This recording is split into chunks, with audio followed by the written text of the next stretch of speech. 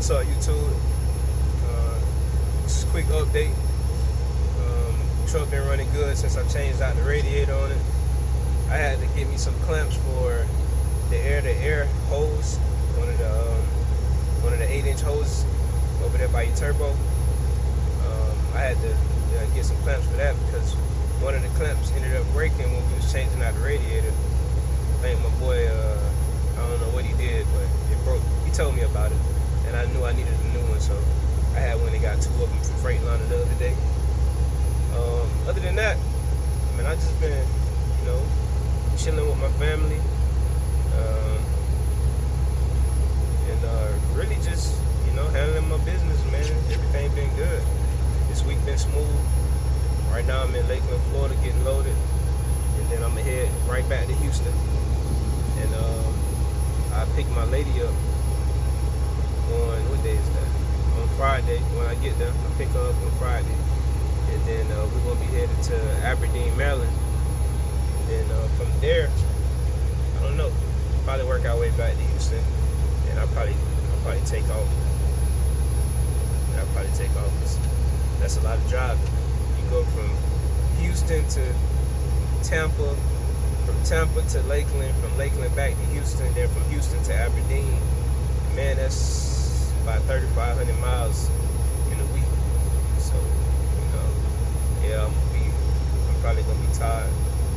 But we'll probably go somewhere and just kick it, man. Somewhere on the East Coast. I wanted to go to Oregon or to Washington, and they had some good loads going that way. Well, they had one good load going that way early in this week, but I had already booked the load that I'm on now. And I don't be like how heavy them loads be going up there. I got this old truck, and I'm 40,000 pounds in my little old truck. That ain't gonna cut it. Now if I was on flat ground and a load paid $9,000, going somewhere like that, like if I was taking a load that's equivalent to that, it's really kind of hard to say, because you're gonna go to, it's almost like any direction you go, except for like on I-10 or something like that. Any direction you go, as far as to the northwest or to the northeast, it's gonna be mountains, so you can't even avoid that. So I try not to run heavy loads in the mountains. So if I could have found something like 20,000 going to Washington or Oregon, I would have taken it, but it wasn't nothing popping up from Houston, and I wanted to get loaded from either Houston or Laredo, but I don't even like going to Laredo. Like I said, my AC broke, so it's too hot to be going down there. I ain't gonna say it's broke. My AC ain't working how it should be working, but yeah, I booked the load going to Maryland. Pays pretty good.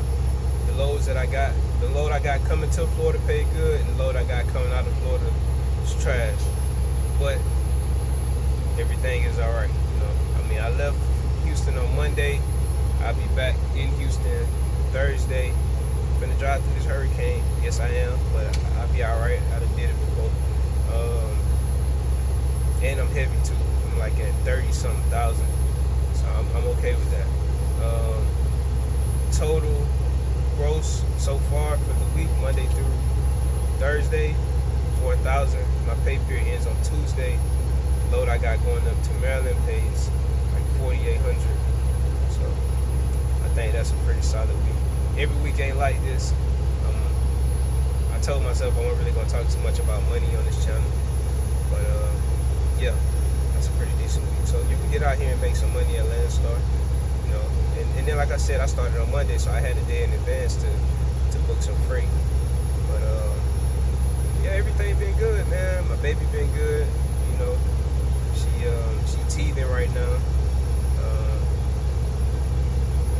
Been chilling. Truck been good. Still got to do some work to it, but like I said, it's been holding up, and I can't complain, man. I'm grateful. I guess I got lucky. But whatever, life is just life. This was meant for me. Just like whatever any one of y'all, whatever y'all are supposed to experience to be meant for y'all. Yeah. But yeah, I'm just checking in. I ain't been having too much going on other than the norm, man. Just work. thinking about taking my truck to Freightliner and letting Freightliner do a evap and recharge on my AC. I feel like they'll be my best bet, because I do got new expansion valves, and I got a new I think it's either a dryer. I think it's a dryer or a blower. I got a new blower motor for the rear, and I got a new dryer. But I think I'm gonna need some new fuses. I might need some new fuses. Eventually, I'm gonna get a new wiring harness on my truck, but I'm just taking my time with everything. It was something I wanted to talk about, though. It was something I wanted to talk about. Damn, because it was important. Oh, that's it. Pre-trip inspections. Make sure y'all do pre-trip inspections. Anybody that's new to trucking, or you looking to get into trucking, make sure you do your pre-trip inspection on your truck and on your trailer.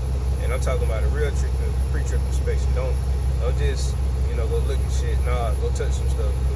Feel it, because you'd be surprised on what you will find by doing an inspection and what you can prevent. Like I said, if I was to the trailer, I had a trailer place that I was gonna pick up from. Tried to give me a trailer that was out of service. It didn't have like a kingpin port.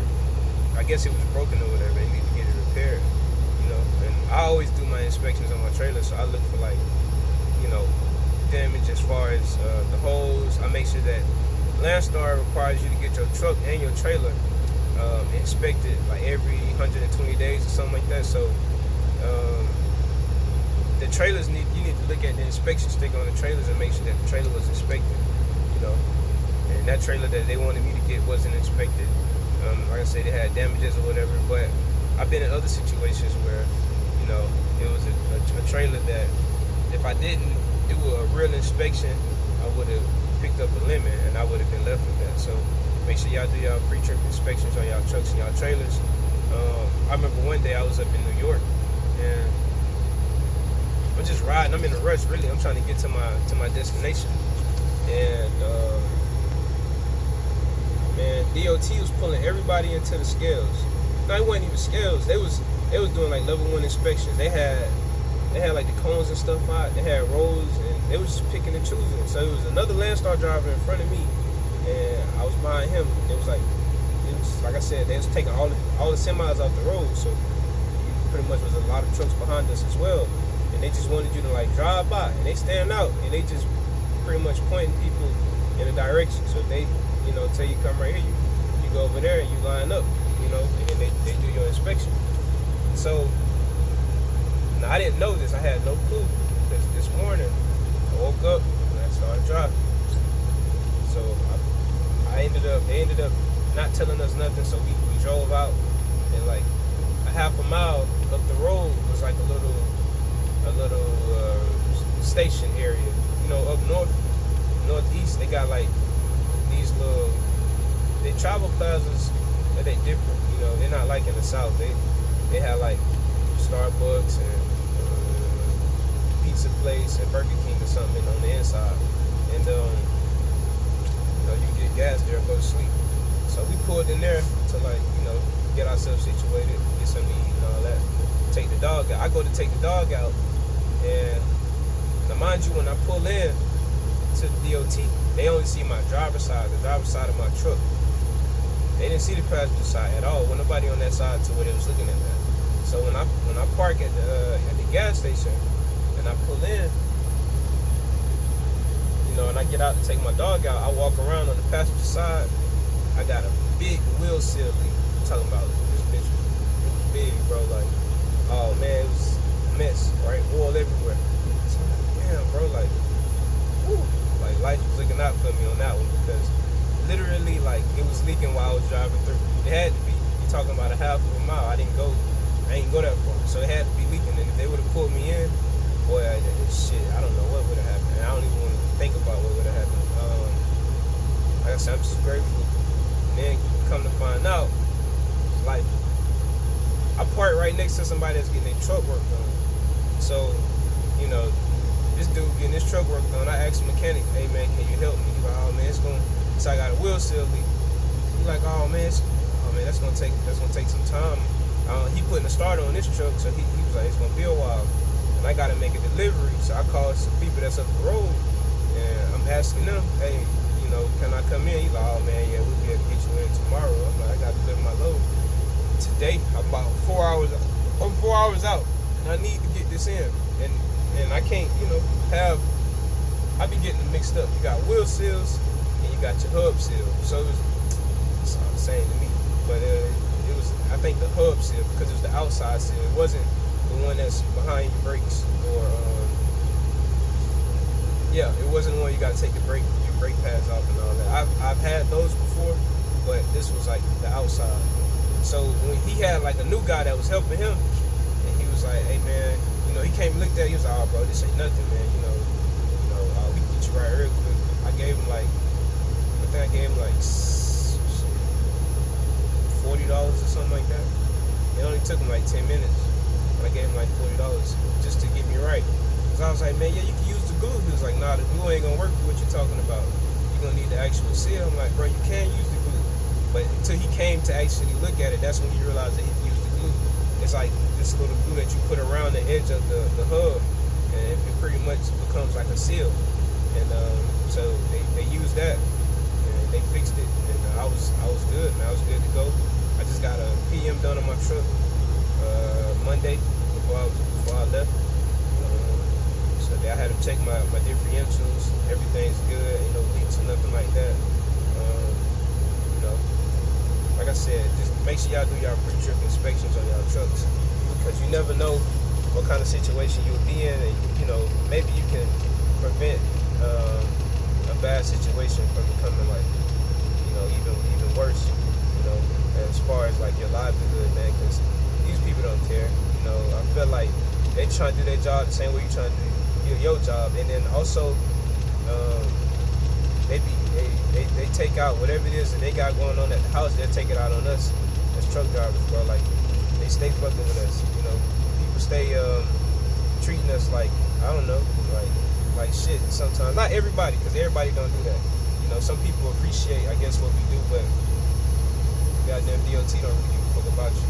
You know, and I'm not gonna say they all bad guys or whatever, no, because I don't believe none of them are really bad. But I just think that maybe how they feel about truckers, maybe the truckers that they run into probably give them a hard time, so they just assume that we all the same, and that's not the case.